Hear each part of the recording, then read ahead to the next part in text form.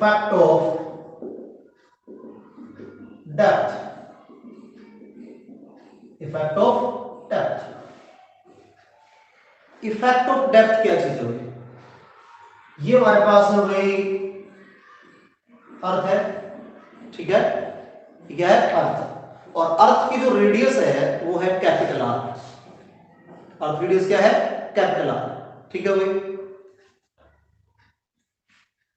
और इसके D depth के नीचे हमें acceleration to gravity find out करनी है।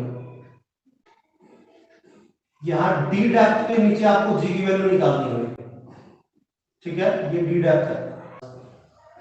आर की रेडियस ऑफ अर्थ, ये डिस्टेंस बनेगी हमारे पास आर माइनस डी के बराबर। किसके बराबर बनेगी? आर माइनस डी के बराबर। तो ये हमने मान लिया सरफेस के ऊपर पी पॉइंट। यहां हमारे पास जी की वैल्यू है G M divide by R square, equation number 1, सही है भाई। और अगर क्यू पॉइंट पे, यहां इस क्यू पॉइंट पे अगर वैल्यू निकालेंगे तो क्यू पॉइंट पे कितनी वैल्यू होगी हमारे पास में? जी डैश होगी, कुछ ना कुछ तो डिफरेंट वैल्यू बनेगी। और जी डैश अगर मानेंगे तो हमारे पास जी डैश कितना होगा? G M dash divide by R minus D का square, G M dash divide by R minus D का स्क्वायर, ठीक है भाई। अब बात सुनो ध्यान से, जो m मास है, जो m मास है, उस m मास को हम डेंसिटी की टर्म में भी लिख सकते हैं। किसके टर्म में लिख सकते हैं? डेंसिटी की टर्म में। और g divide by r square, density mass का फार्मूला होता है density into volume, 4/3 pi r cube, 4/3 pi r cube. जबकि इस r स्क्वायर से पावर 2 जो थी वो कैंसिल हो जाएंगी भाई, ठीक बात है। हमारे पास कितना बचेगा? G is equal to G rho 4/3 pi r। और यहां इस बात में ध्यान देना, एक बात सुनो, मैं इस क्यू पॉइंट पे G की वैल्यू निकालना चाहता हूं, इस क्यू पॉइंट पे, ठीक है। और यहां अगर G की वैल्यू निकालना चाहते हैं तो एक चीज सोच के देखो यार, तो बताओ, जब यहां निकालेंगे तो इस बाहर वाले मास का हमें कोई फायदा है? कोई फायदा नहीं है। हम क्यों लेंगे इस बाहर वाले मास का अमाउंट? तो सिर्फ कहां लेंगे? यहां तक लेंगे। और यहां तक अगर हम कंसीडर करेंगे तो इसमें जो m डैश होगा वो m डैश क्यों आना? क्योंकि बाहर वाले से तो कुछ ना कुछ डिफरेंट मास होगा, इतना मास घट जाएगा, और घटेगा तो हमारे पास मास कितना बन जाएगा? m डैश मान लिया।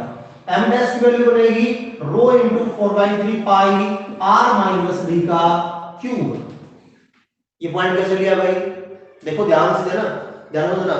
यहां हमारे पास रेडियस में बनेगी r माइनस d, ठीक बात है। तो वॉल्यूम का फार्मूला कितना होगा? 4/3 pi r minus D cube. और हमारे पास डेंसिटी फॉर्मूला मान लिया सेम, रो डिवाइड बाय क्या बन जाएगा? r माइनस डी का स्क्वायर। इससे क्या होगा? पावर कैंसिल हुई, इक्वेशन नंबर 1 बन जाएगी, इक्वेशन नंबर 2 बन जाएगी, ठीक हो गया भाई। डिवाइड करियो, g डैश बाय g बन जाएगा g rho 4/3 pi r minus d divide by 0 4/3 pi r। g से g कैंसिल, रो से रो कैंसिल, 4/3 से 4/3 कैंसिल, पाई से पाई, कितना बचेगा? r minus d divide bye r, r minus d divide bye r। और इसका मीनिंग है 1 माइनस का d बाय r। इसका मीनिंग क्या है भाई? 1 माइनस का d बाय r। तो g डैश कितना है हमारे पास में? g डैश कितना है बताओ? g इंटू 1 माइनस का d by r, g into 1 minus d by r। Clear है भाई? कोई तकलीफ नहीं आता भाई? जी डैश की वैल्यू मिल गई आपको। अब जी डैश जो मिला है, एक चीज सोच के देखो, अरे यार जी डैश हमारे पास आएगा जी में से G into D by R minus करने के बाद, तो जी डैश कौन सा था? डी डेप्थ नीचे, ठीक बात है। जी डैश कौन सा था? डी डेप्थ के नीचे। तो जी डैश जो नया आएगा वो नया जी डैश क्या होगा? जी में से इतनी वैल्यू माइनस करने के बाद आया है, तो इसका मतलब जी ज्यादा कि जी डैश ज्यादा है? स्मॉल जी की वैल्यू क्या है? ज्यादा है। और स्मॉल जी अगर ज्यादा है that means G is greater than G dash. और इसका मतलब ये हुआ कि हम धरती के नीचे अगर आएंगे, धरती के नीचे अगर आएंगे तो इसका मतलब हमारे पास में क्या होगा भाई? जी की वैल्यू घट जाएगी, जी की वैल्यू क्या हो जाएगी? कम हो जाएगी। और जी की वैल्यू अगर कम होगी तो इसका मतलब वेट भी उस ऑब्जेक्ट का कम हो जाएगा अगर हम धरती के नीचे अगर आएंगे तो। वेव क्या हो जाएगा, कम हो जाएगा धरती अगर नीचे जाएंगे तो। पॉइंट क्लियर है, ठीक है। अब ये तो हमारे पास आ गया जी डैश। अगर मैं कहूं कितना फ्रैक्शन, कितना फ्रैक्शन का मतलब कितना पोर्शन उस जी का कम हो गया, कितना पोर्शन जी का कम हो गया, कैसे फाइंड आउट करोगे, फ्रैक्शनल चेंज निकालेंगे भाई। क्या निकालेंगे, फ्रैक्शनल चेंज। और फ्रैक्शनल चेंज का मतलब क्या है कि जी में से कितनी वैल्यू कम होगी। हम क्या करेंगे, जी माइनस का जी डैश बाई का जी कर देंगे भाई। थी इतनी वैल्यू, बन गई इतनी, दोनों का डिफरेंस डिवाइड बाय थी कितनी, वो क्या बन जाएगी, फ्रैक्शन की पहले वाली वैल्यू का कितना पोर्शन, 1/2 पोर्शन की 1/3, 2/5 कितना पोर्शन घट गया, ये निकल जाएगा हमारे पास। और ये वैल्यू आपको फाइंड आउट करनी है। कैसे करोगे भाई, इस फार्मूले में से जो मैंने आपको यहां बताया है, जी डैश बराबर है जी माइनस का जी इंटू डी बाई आर। और यहां से अगर वैल्यू निकालें किसकी, जी माइनस जी डैश अपॉन जी की, तो ये बराबर आएगा डी बाई आर के बराबर। किसके बराबर आएगा, डी बाई आर। और ये डी बाई आर हमारे पास में क्या है, फ्रैक्शनल चेंज। ये हमारे पास में क्या है, फ्रैक्शनल चेंज, ठीक है भाई।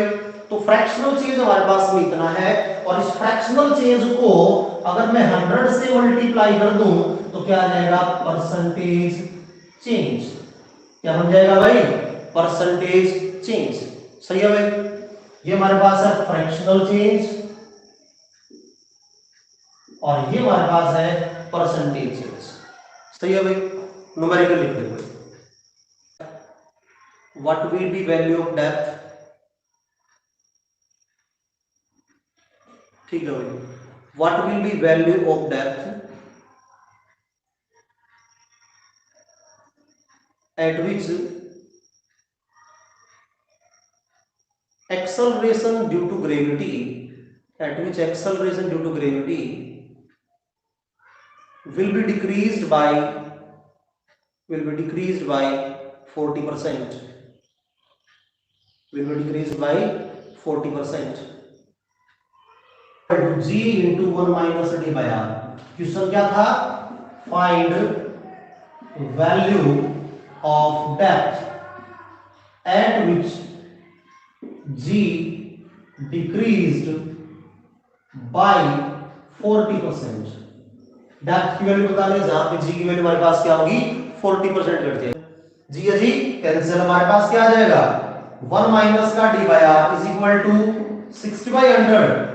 और यहां से डी बाई आर उधर चला जाएगा, प्लस हो जाएगा, जो कि बराबर होगा 1 माइनस का 60/100। मतलब ये बन जाएगा 40/100 is equal to D by R. और डी कितना बन जाएगा, 40/100 multiply to 6400 radius of earth. 2 0 2 0 cancel, कितना बच जाएगा हमारे पास में भाई, डी आ जाएगा 64 मल्टीप्लाई टू 40। कितना आंसर बनेगा भाई,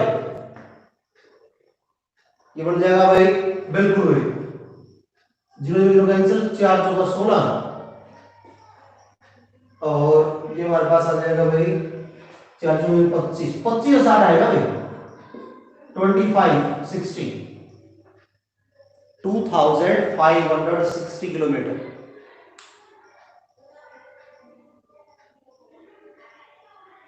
बारह क्वेश्चन कैसे बन गया भाई, एक बार दोबारा चेक करें। देखो डी बाई आर, ये बन गया हमारे पास में 40/100, 2 कैंसिल, 4 16, 4 25 25 60 आएगा भाई। हाँ हाँ बिल्कुल बिल्कुल ठीक है भाई, ठीक है भाई 25 60 बनेगा भाई।